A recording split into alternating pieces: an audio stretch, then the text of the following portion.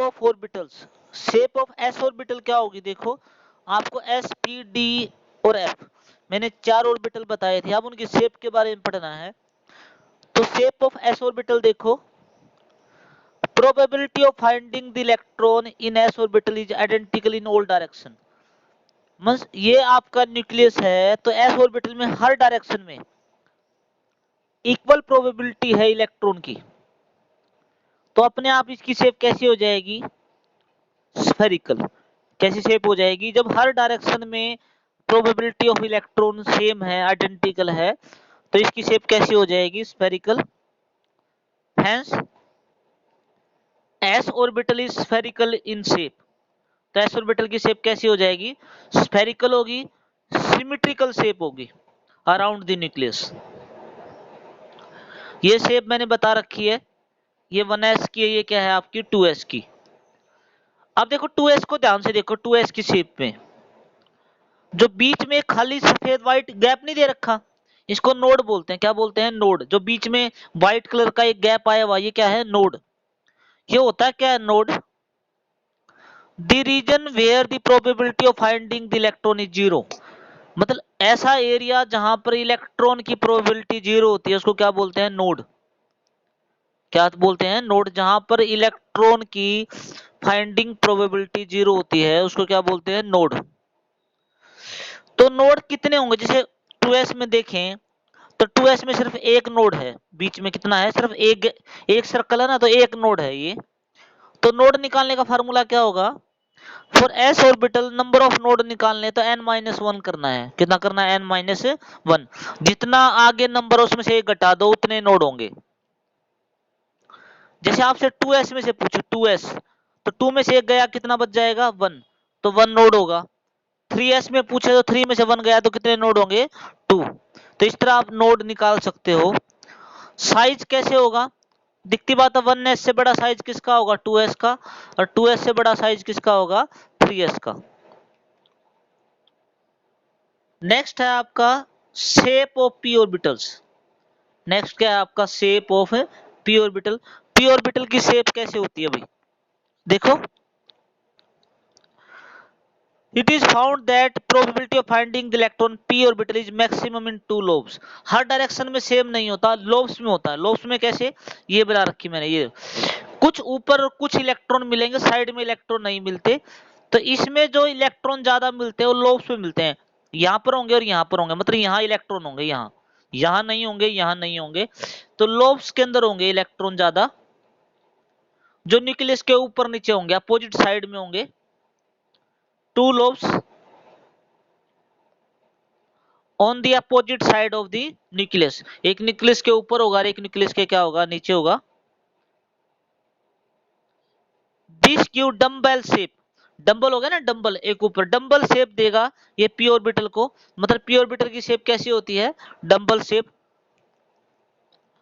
Nodal plane क्या होते हैं? वही नोडल या नोड्स वही होते हैं, एक plane passing through the nucleus where the probability of the electron is zero.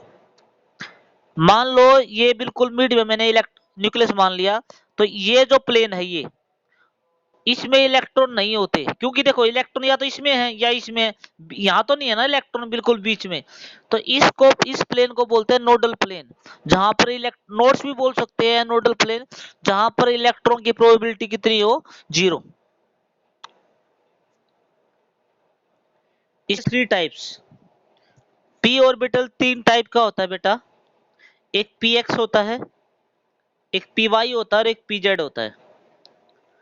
P orbital जो है वो 3 टाइप का होता है, अलग अकॉर्डिंग टू एक्सिस। एक पी एक्स और एक पी वाई और एक क्या होता है? P Z.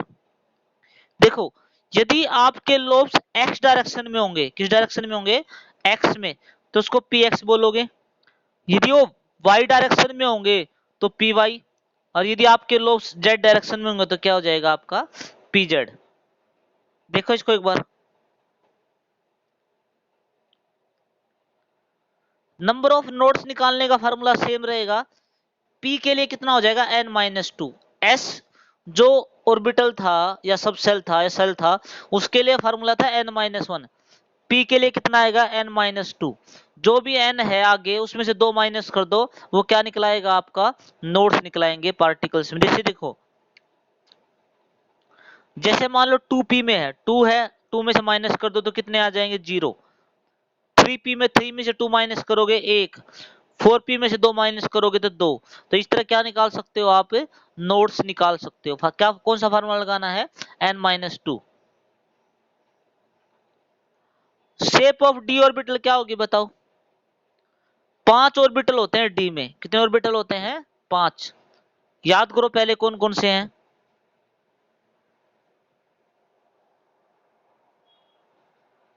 बोलो बेटा। D x y, y z, z x, d x square minus Y square और d z square. D x y, y z, z x, d x square minus Y square और d z square. जो पहले चार हैं, जो पहले चार हैं उनको बोलते हैं क्लोवर लीफ शेप, पत्ते की तरह ये नीचे बनाए हुए हैं। पहले चारों की शेप तो होती है क्लोवर लीफ शेप, और लास्ट वाले की डी जेड स्क्र की शेप होती है आपकी डट नेट शेप। ये इनके शेप के नाम दिए हुए देखो, ये रहा, इन सब की पत्ते जैसी शेप है, ये रहा। सिर्फ इतना फर्क है, यदि आप शेप डी एक्स वाई की बना रहे हो तो आपको एक्स लेने हैं, एक्स और वाई लेने हैं। वाई जेड की बना रहे हो तो वाई और जेड लेना है। एक्स जेड बना रहे हो तो एक्स और जेड लेना है। D x square minus Y square में क्या करना है, लोब्स को बिल्कुल लाइन के ऊपर बनाना है, एक्सिस के ऊपर बनाना है एक्स और वाई को। और जो डी जेड स्क्र होगा वो किसके अलोंग होगा, आपका जेड के अलोंग होगा। All the d orbitals have same number of node n-3। मतलब कौन सा फार्मूला लगाओगे, n-3, मतलब जितना n की वैल्यू उसमें 3 माइनस करोगे। जैसे 3D में पूछे, 3D में तो 3 में से 3 गया 0, तो नंबर ऑफ नोड कितने होंगे 0। 4D में पूछे तो 4 में से 3 माइनस करोगे तो कितने नोड आएंगे 1। 5D में पूछे तो 5 में से 3 गए, कितने बच जाएंगे 2। तो इस तरह आप नंबर ऑफ क्या निकाल सकते हो, नोड निकाल सकते हो डी ऑर्बिटल के अंदर। इसमें कोई देखो बेटा, एफ तुम्हारे सिलेबस में नहीं है।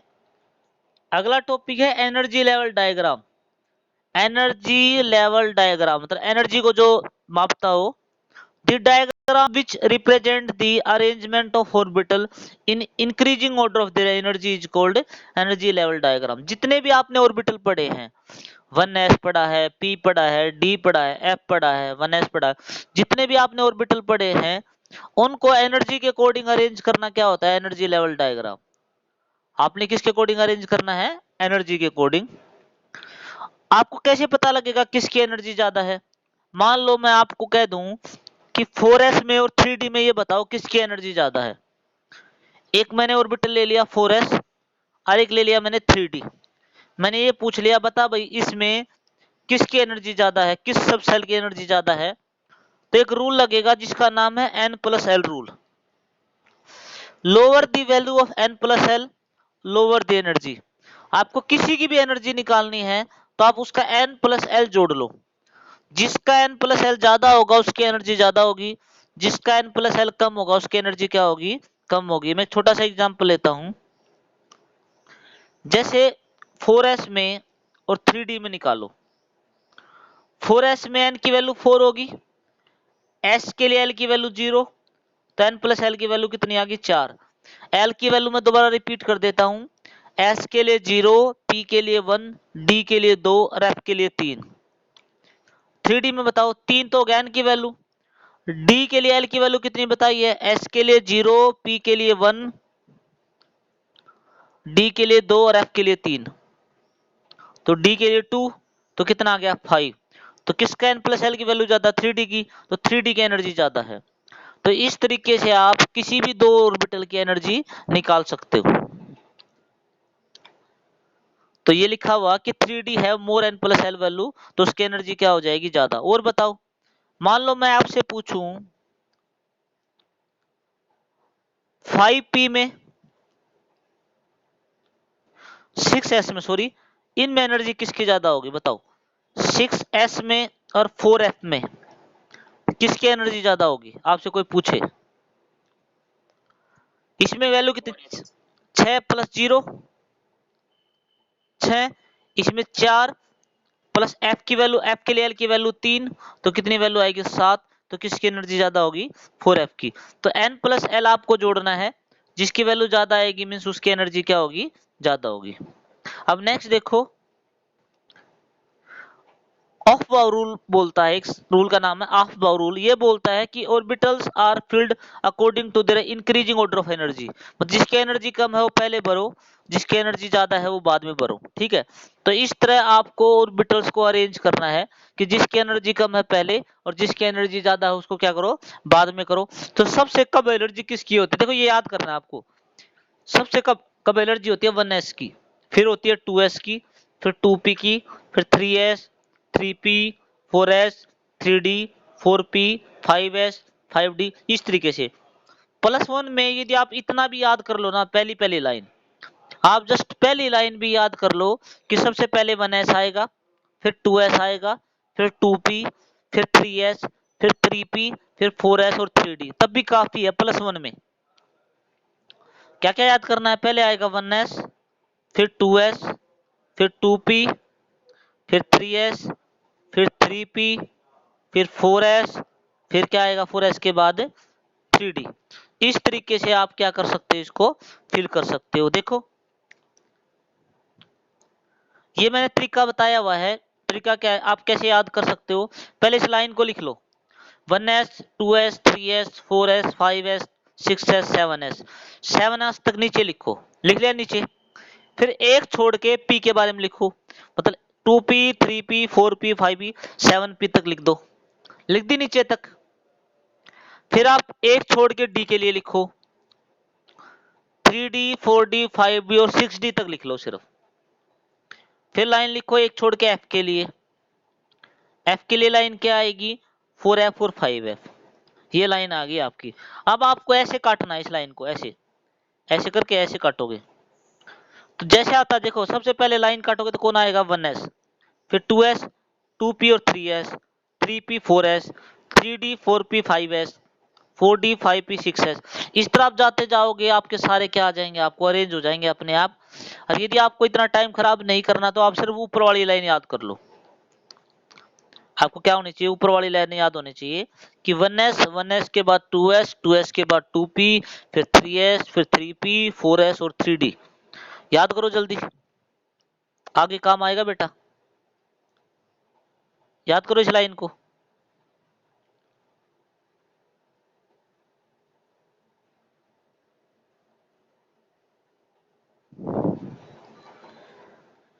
इसमें कोई डाउट कि पाउली एक्सक्लूजन प्रिंसिपल क्या बोलता है, ये मैं पहले बता चुका हूं कि एक ऑर्बिटल में मैक्सिमम 2 इलेक्ट्रॉन आएंगे और वो भी अपोजिट स्पिन के, मतलब एक क्लॉकवाइज आएगा तो एक क्या आएगा एंटी क्लॉकवाइज, कि एक orbital has maximum 2 electron with opposite spin. ये कौन सा रूल है आपका, Pauli exclusive principle. Next rule है Hund's rule of maximum multiplicity. ये रूल क्या बोलता है, लेट करो आपके पास 3 ऑर्बिटल हैं, 3 ऑर्बिटल हो गए, इसके अंदर आपको इलेक्ट्रॉन भरने हैं 4 या 5, कुछ भी मान लो। तो सबसे पहले आप एक एक भरोगे, फिर आप 4 भर सकते हो, 5 भर सकते हो, 6। पहले एक एक ऑर्बिटल को सिंगल भरना है, तब पेयरिंग करनी है। जोड़ा जब बनेगा जब सबसे पहले हर ऑर्बिटल के पास कितने इलेक्ट्रॉन हो जाएंगे, एक एक इलेक्ट्रॉन हो जाएगा। तो देखो electron pairing in orbitals can not occur, electron pairing नहीं करनी जब तक each orbital given subshell contain 1 electron, जब तक हर ऑर्बिटल के पास एक इलेक्ट्रॉन नहीं हो जाता आपको पेयरिंग नहीं करनी। ये मैंने करके दिखाया नहीं, मैंने बता दिया, ठीक है। इसमें एक इलेक्ट्रॉन यहाँ भर लेना, बाय मिस्टेक रह गया, यहाँ इलेक्ट्रॉन एक और आ जाएगा यहाँ, ठीक है। एक एक इलेक्ट्रॉन भरना है आपको। नेक्स्ट है इलेक्ट्रॉनिक कॉन्फ़िगरेशन, आप इलेक्ट्रॉन कैसे भरोगे, distribution of electron in different orbitals is called electronic configuration. अलग अलग ऑर्बिटल्स में आप इलेक्ट्रॉन भरते हो, तो जिस तरह आप इलेक्ट्रॉन भरते हो, जितने इलेक्ट्रॉन भरते हो, तो उसको क्या बोलते हैं, इलेक्ट्रॉनिक कॉन्फ़िगरेशन। ये मैंने पहले बता दिया, आपको याद करना है, क्या याद करना है, 1s, 1s के बाद 2s, 2s के बाद 2p, 2 के बाद 3s, फिर 3p, फिर 4s, फिर 3d। ये आपको पूरे याद करने हैं। अब देखो कॉन्फ़िगरेशन, ये रट लो एक बात पहले, s कोई भी है, बेशक वो 1s है 2s है, उसमें ज्यादा से ज्यादा 2 इलेक्ट्रॉन आ सकते हैं। s में मैक्सिमम 2 इलेक्ट्रॉन आ सकते हैं, ध्यान रखना। p में मैक्सिमम 6 इलेक्ट्रॉन आ सकते हैं, d में मैक्सिमम 10 इलेक्ट्रॉन आ सकते हैं, और f में आ सकते हैं 14। ये मैक्सिमम इलेक्ट्रॉन जो आ सकते हैं। अब देखो हाइड्रोजन जो होता है उसका एटॉमिक नंबर होता है 1, तो एक के लिए सबसे पहले 1s आएगा, और एक ही इलेक्ट्रॉन, तो कॉन्फ़िगरेशन क्या हो जाएगी 1s1। हीलियम का एटॉमिक नंबर 2, तो सबसे पहले 1s आएगा, और ऐसे में 2 आ सकते हैं, तो क्या आ जाएगी 1s2।